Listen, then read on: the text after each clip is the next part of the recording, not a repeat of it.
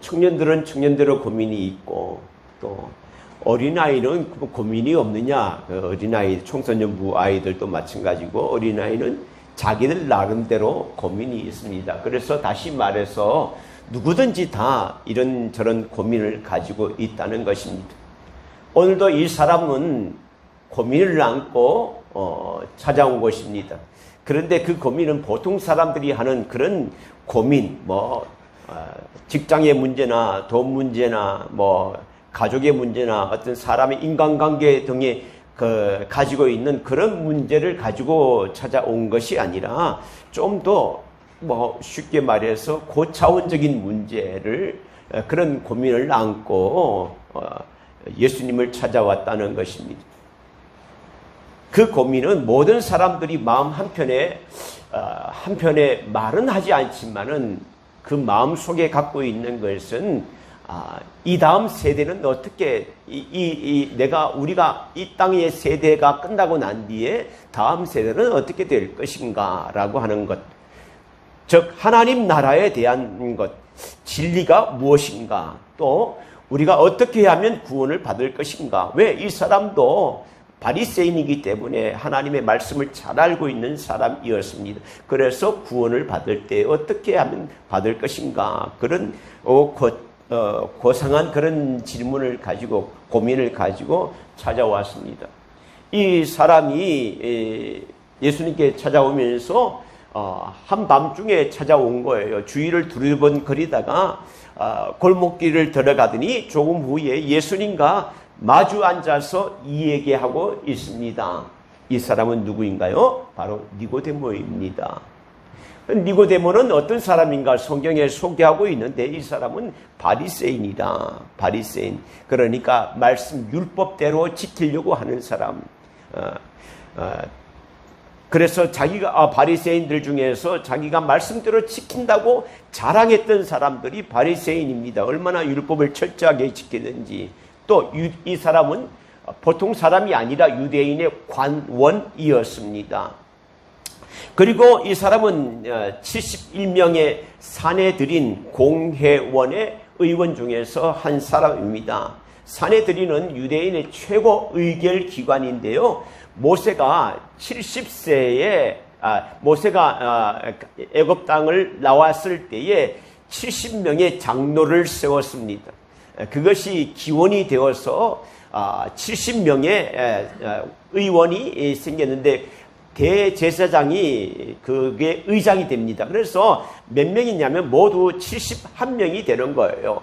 제가 그림을 하나 보여드리겠습니다. 자, 이렇게 해서 산헤드린이라고 되어 있죠.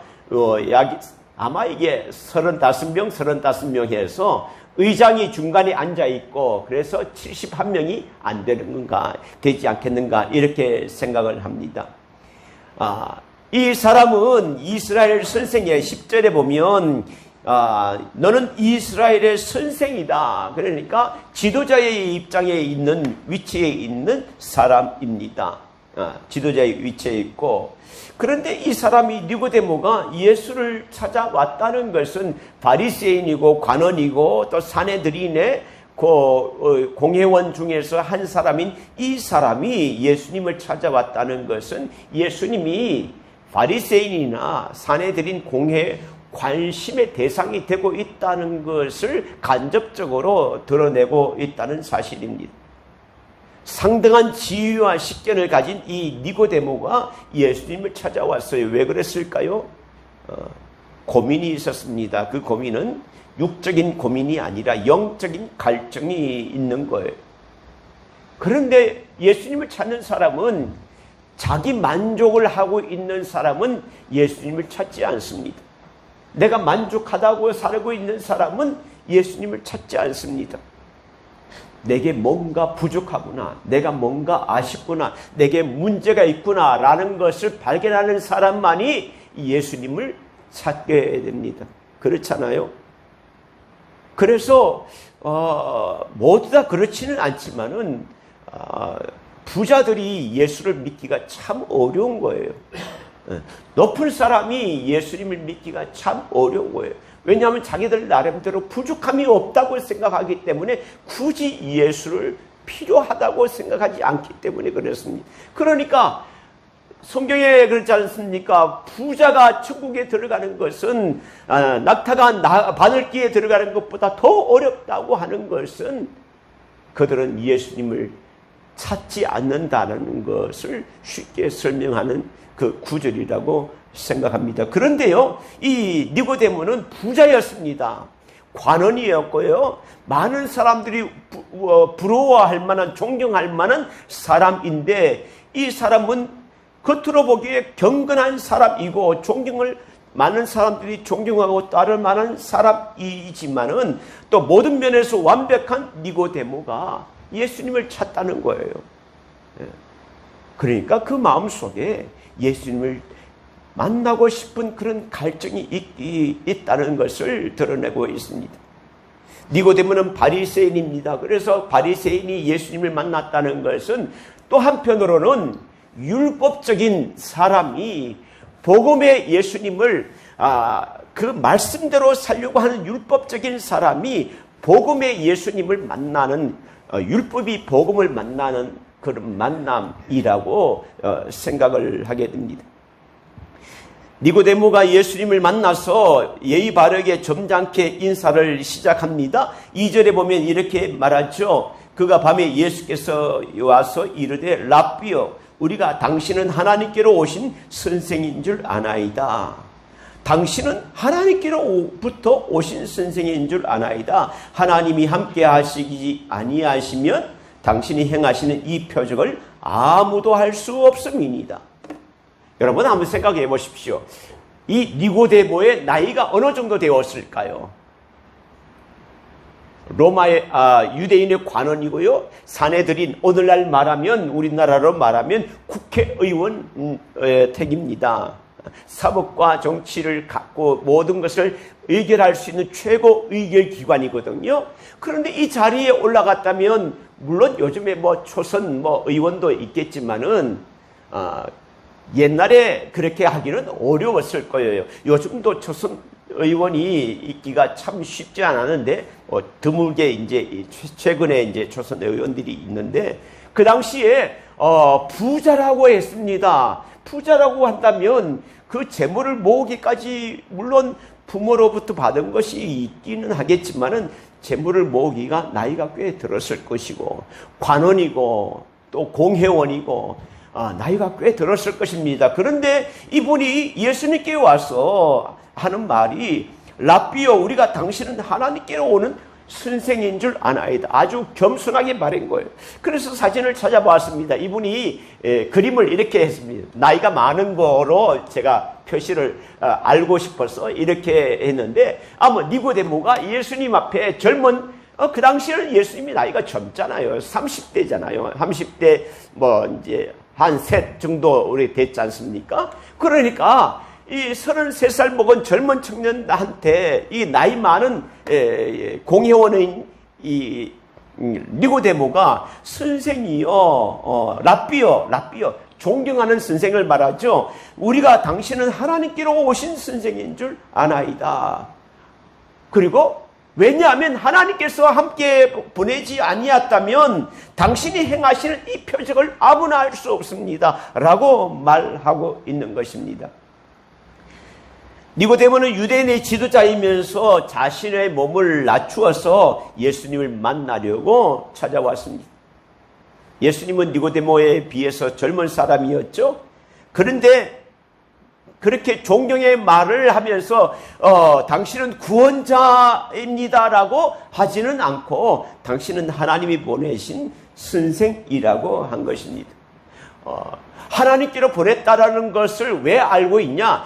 요한복음 우리가 3장에 읽었지만 2장에 보면 무슨 사건이 나타났냐면 가나안 혼인잔치에 물이 포도주로 바뀌는 그런 사건이 나타나게 됩니다. 그 사건이 많은 사람들에게 알려졌을 것입니다. 그리고 예수님이 가는 곳에 많은 병자들을 고친다는 것들도 알게 되었을 것입니다. 자, 그런 것 가운데서 당신이 하나님으로부터 받은 오신 그 선생이다라는 것을 이 니고데모가 그렇게 그 표적을 보고 얘기를 하고 있는 것입니다. 우리가 당신이 하나님이 보내시는 것을 알고 있습니다. 하나님이 보내지 않았다면 어떻게 그렇게 보통 사람들이 어떤 그런 기적을 베풀 수 있습니까? 또 하나의 사건이 니고데모의 마음 가운데 제가 생각할 때는 이런 마음이 있지 않겠느냐. 요한복음 2장의 사건 가운데서 물이 포도주로 변하는 사건도 있지만 또 무슨 사건이 있냐면 예수님이 이 성전에서 성전을 청결케 하는 사건이 있습니다. 매매하는 것, 제사를 드리러 오는 사람들에게 물건을 팔고 짐승을 팔고 돈을 환전하는 사람들에게 책찍을 만들어서 내 집은 기도하는 집이라고 하고 많은 사람들을 다 내쫓아 버렸습니다. 그리고 이렇게 말했어요. 너희가 이 성전을 헐어라. 내가 사흘 만에 세우겠다라고 말을 하는 거예요. 바리새인은 어떻습니까? 말씀대로 지키는 사람이, 성전을 아주 귀하게 여겼던 사람인데 이 사람의 마음 가운데 예수님이 성전을 헐어라고 하는 그 가운데에서 마음속에 어떤 궁금함이 있어요. 도대체 하나님께로부터 오신 선생이라고 하는 그 선생이 성전을 헐으라고 하는 이것이 있을 수 있는 일인가? 라는 그런 마음의 궁금함이 있지 않았을까요? 하나님이 보내신 사람이라면 성전을 소중히 여겨야 될 텐데 또 율법을 지키는 바리새인을 보고 아주 비난하고 독사의 자식들이라 물론 나중에 얘기했지만은 그렇게 좋게 보지 않았던 것을 이 바리새인인 니고데모는 그 마음속에 이해가 되지 않는 면도 성경에 나타나지 않았지만은 저는 그런 생각을 해봅니다. 시기적으로 봐서 이 장에 그런 사건들이 있다는 것을 알았다면 니고데모의 마음 가운데 왜 저랬을까? 하나님으로부터 오신 선생이라고 생각했던 저 선생이, 위대한 선생이, 랍비라고 부를 수 있는 사람이, 또 기적을 베풀었던 이 사람이 왜 성전을 헐으라고 했을까? 그런 궁금함이 있지 않았을까요? 그러면서 이 니고데모가 예수님을 칭찬합니다. 당신은 하나님으로부터 보내신 선생이다 라는 말을 들은 예수님은 뭐라고 했습니까? 3절에 한번 볼까요? 자, 3절에 같이 읽겠습니다. 시작. 예수께서 대답하여 이르시되 진실로 내게 이르노니 사람이 거듭나지 아니하면 하나님의 나라를 볼 수 없느니라. 예수님의 이 말은 니고데모가 질문하는 내용과 완전 동떨어진 대답입니다. 어떻게 말하면 니고데모는 예수님을 당신은 메시아입니다, 구원자입니다 라고는 하지 않았지만은 당신은 하나님께로부터 오신 선생입니다 라고 칭찬하고 쉽게 말해서 흠모하고 좋은 말로 참 상대방을 배려를 한 거예요. 그런데 들어오는 대답은 뭐냐? 진실로 내게 이르노니 사람이 거듭나지 않으면 하나님 나라를 볼 수 없다는 이런 자기의 칭찬과 다르게 그런 말들이 돌아온 것입니다. 그 말을 들은 니고데모의 마음은 어땠을까요? 좀 당황했을 것입니다. 니고데모는 정중하게 또 존경을 표하는 말을 했는데 이해하지 못하는 자기가 바리새인으로서 성경을 연구하는 사람으로서 또 말씀을 지켜 행하는 사람으로서 이해하지 못하는 그 얘기를 들을 때에 좀 당황했을 것입니다. 만일 하나님의 나라라는 것이 바리새인과 같이 율법을 지키는 것으로 경건의 모양을 내는 것으로 또 율법 성경의 지식을 많이 아는 것으로 들어가는 것이라면 니고데모는 전혀 문제가 될 게 없는데 거듭나야 가능하다는 그런 말을 들으니까 당황할 수밖에 없습니다. 그래서 이 거듭나야 된다는 것이 니고데모에게는 도대체 뭘까? 거듭난다, 다시 태어난다는 말이. 그래서 니고데모가 물었습니다. 사람이 늙으면 어떻게 어머니 뱃속에 한번 태어났는데 어머니 뱃속에 다시 들어갔다가 태어날 수 있습니까? 니고데모는 거듭남을 어떻게 이해했냐면 자기의 상식으로는 거듭난다는 것은 도대체 있을 수 없는 일이지만은 그러나 자기의 상식으로 그렇게 어머니 뱃속에 들어갔다가 나오는 것 이외에는 거듭난다는 것을 이해할 수가 없는 거예요. 그런 니고데모에게 예수님은 다시 설명합니다. 5절 같이 읽어보겠습니다. 5절 시작.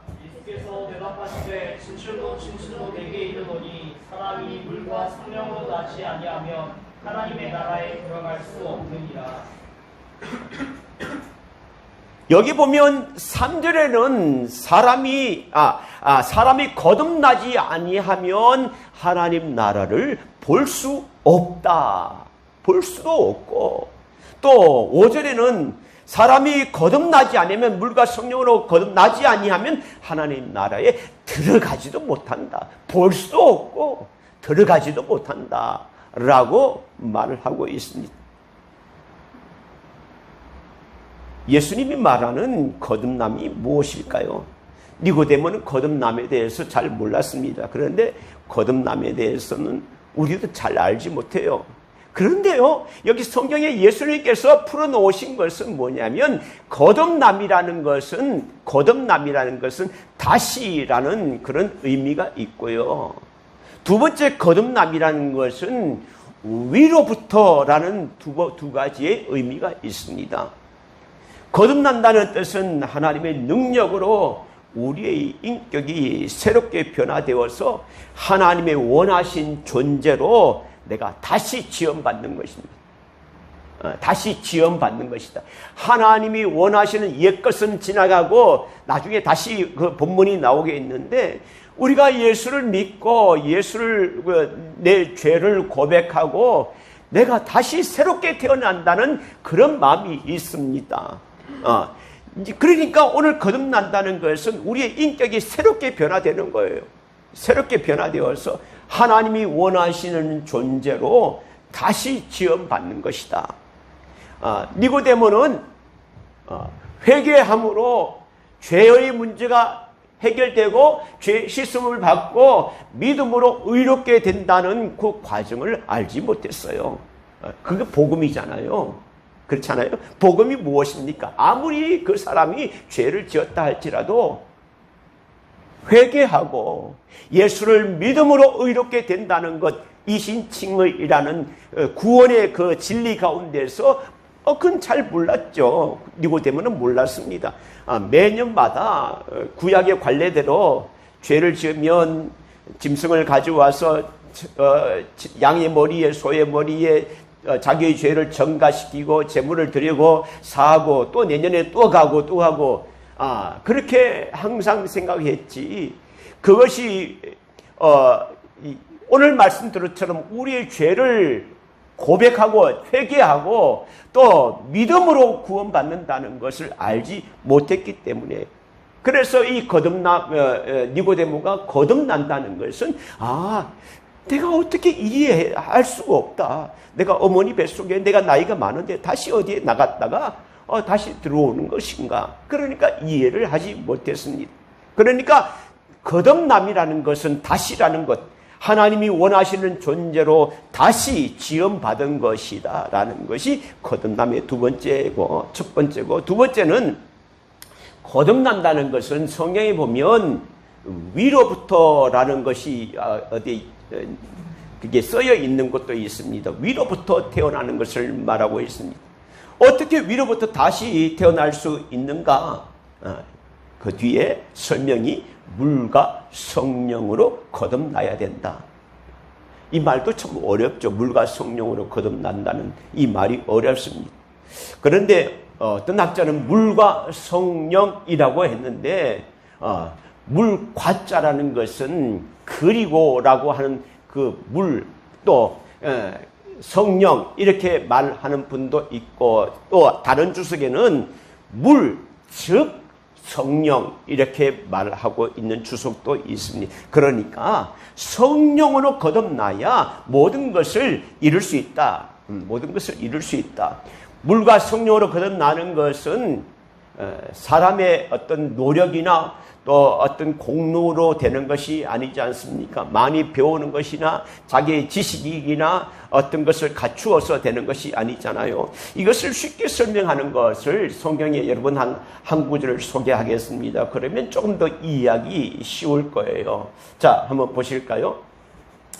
자, 에스겔서 36장에 있습니다. 36장 25절부터 27절 같이 읽어보겠습니다. 시작. 맑은 물을 너희에게 뿌려서 너희로 정결하게 하되 곧 너희 모든 더러운 곳에서와 모든 다른 숭배에서 너희를 정결하게 할 것이며 또 새 영을 너희 속에 두고 새 마음을 너희에게 주되 너희 육신에서 굳은 마음을 제거하고 부드러운 마음을 줄 것이며 또 내 영을 너희 속에 두어 너희로 내 규례를 행하게 하니 너희가 내 규례를 지켜 행할지라. 우리가 이 말 가운데서 우리가 세례의 의미도 있죠. 물론 세례가 씻는다는 거, 죄를 씻는다는 거잖아요. 그러니까 물과 성령으로라는 말은 여기 에스겔서에 보면 맑은 물을 너희에게 뿌려서 그냥 뿌린다는 것이 그냥 물 뿌린다는 그런 의미가 아니라 너희로 정결하게 하되 곧 너희 모든 더러운 것에서 모든 우상 숭배에서 너를 정결하게 할 것이요. 여러분, 세례만 받는다고 해서 우리가 죄가 그냥 예식 가운데 세례식을 하면 모든 죄가 사합니까? 아니죠. 예식이지만은 그러나 그 마음 가운데 우리가 진정한 고백이 있어야 되겠죠. 참회라는 것이 있어야 됩니다. 그래서 맑은 물로 너희가 진정으로 너희가 잘못된 것들을 회개하고 정결하게 하되 곧 너희 모든 더러운 곳에서 모든 우상 숭배에서 너를 정결하게 할 것이며 그 다음에 또 새 영을 이제 깨끗해진 것 가운데서 새 영을 너희 속에 두고 새 마음을 너희에게 주되 너희 육신에서 굳은 마음을 제거하고 부드러운 마음을 줄 것이며 또 내 영을 너희 속에 두어 너희로 내 율례를 행하게 하리니 너희가 내 규례를 지켜 행할지라. 이것이 거듭남입니다. 물과 성령으로 거듭난다는 것입니다. 여러분, 물로서 정결하게 하고 또 새 영과 새 마음을 주셔서 새롭게 한다는 것입니다. 거듭나게 되면 예수 그리스도를 나의 주로 고백하고 그분 앞에 무릎을 꿇게 됩니다. 거듭나면요, 예수님 앞에 굴복할 수밖에 없어요. 거듭나면 예수님은 나의 주십니다. 다른 것이 어떤 것이 나의 주인이 되는 것이 아니라 예수 그리스도가 나의 주인이 되는 것입니다. 거듭나면 우리에게 새 생명을 허락하십니다. 거듭난 사람이 어떤 사람입니까? 예수 그리스도를 발견한 사람입니다. 자신이 어디서 오는지 알게 됩니다. 생명은 하나님께로부터 온 것이잖아요. 창세기에 보면 하나님께서 아담을 지으실 때 땅의 흙으로 사람을 지으시고 그 코에 생기를 불어넣으셨어요. 그러니까 생명이 된지라. 우리의 생명은 어디서 온 것인가? 나는 부모로부터 왔지만 우리의 생명의 근원은 하나님이시다라는 것을 아는 사람입니다. 또 내가 돌아가야 할 곳이 어디 있는가? 내가 돌아가야 할 곳은 돌아갈래 고향 하늘나라인 것을 아는 사람입니다.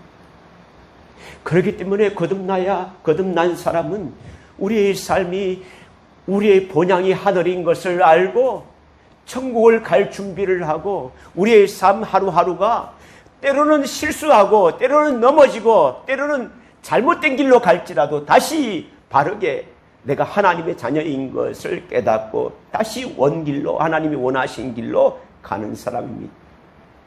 우리는 갑자기 이 땅에 태어난 것은 하늘에서 뚝 떨어진 존재가 아니라 우리는 위로부터 난 존재입니다. 위로부터 생기를 불어넣어 주시니까 생기가 어디서 온 거예요? 땅에서 온 거 아니잖아요.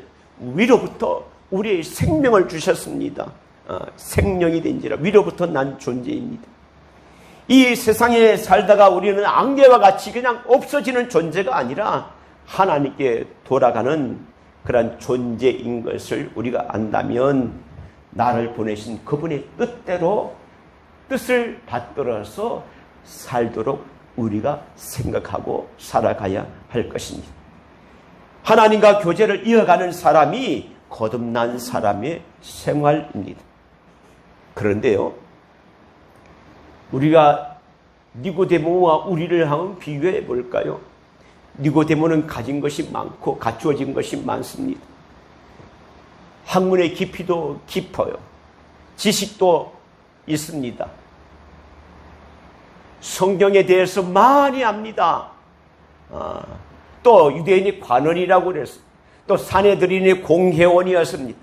또 경건의 많은 경건한 모양들을 갖추고 있습니다. 거기에 비하면 우리는 성경에 대한 지식도 없고 많은 것이 그에 비해 스펙을 보게 되면 비교할 수 없는 우리는 부족한 것들이 참 많이 있습니다.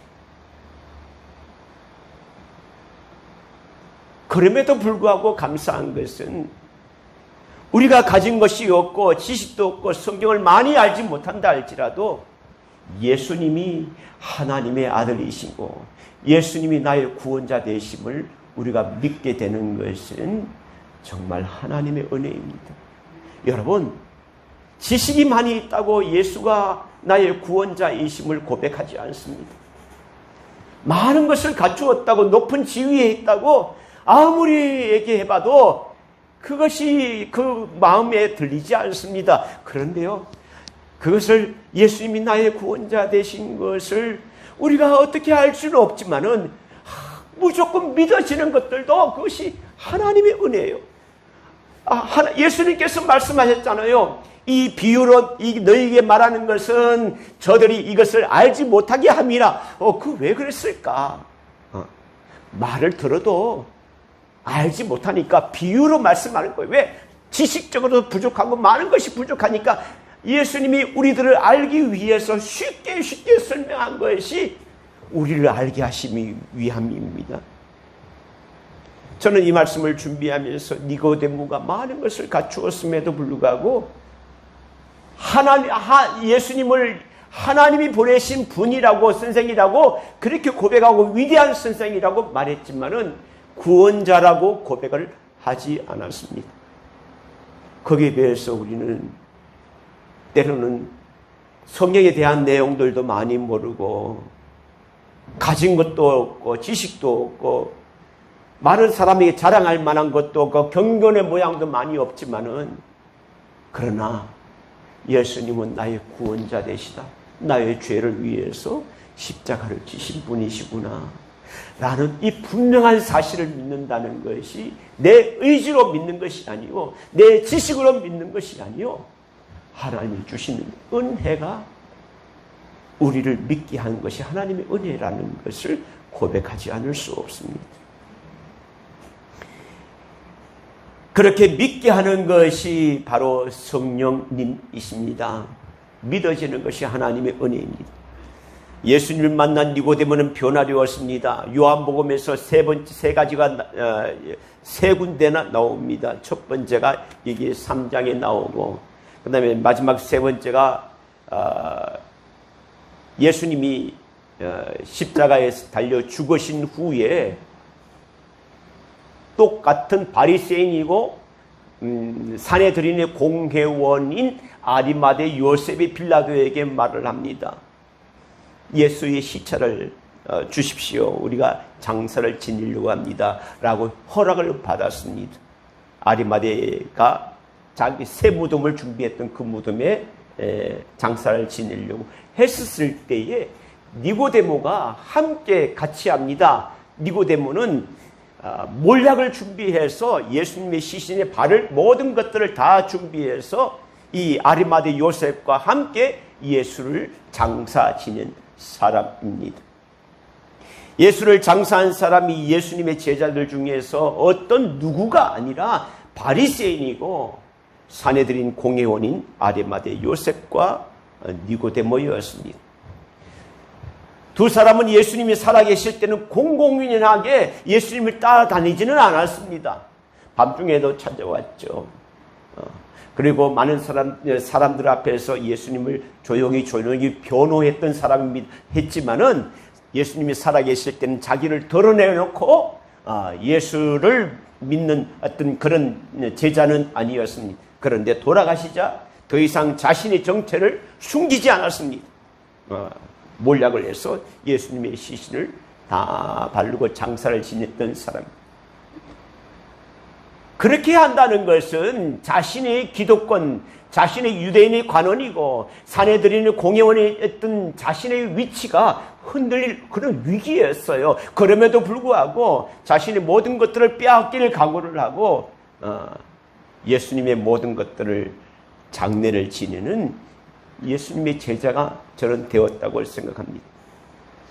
그는 이미 주님을 영접하고 주님이 가르친 그 복음을 믿고 회개하고 그 말씀대로 거듭났다고 생각합니다.